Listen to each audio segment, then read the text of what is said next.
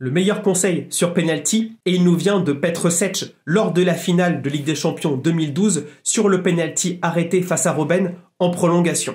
Il a expliqué dans plusieurs interviews qu'il avait regardé lors du match les différentes frappes d'Arjen Robben et repéré qu'il avait beaucoup fait la feinte d'enrouler sa frappe puis finalement croiser en tirant coup de pied.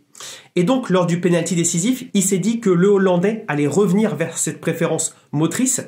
Et ce qu'il a confirmé dans ses dires, c'est sa course, puis l'orientation du bassin et des hanches de Robben, qu'il a reconnu lors de ce genre de frappe. Et il avait lui-même joué à Chelsea avec Robben. Et moi, j'adore ce genre de conseils parce que il se fonde sur les frappes du match pour deviner le côté du penalty ou du tir au but de la part du frappeur. Et si on prend cette théorie, notamment sur le penalty arrêté de Vito Mannone face à Luis Enrique, on se souvient que Luis Enrique avait égalisé dans le match avec une frappe croisée fort au premier poteau, et je pense que l'Italien s'est dit que Luis Enrique allait reprendre ce genre de frappe où il a été victorieux lors du match pour pouvoir plonger du bon côté. De même, lorsqu'il avait sorti le face-à-face face à Mason Greenwood qui avait ouvert son pied en bout de course, il s'est dit que l'Anglais allait reproduire ce genre de frappe lors de son tir au but. Bien évidemment, cette théorie a des limites lorsque le joueur feinte.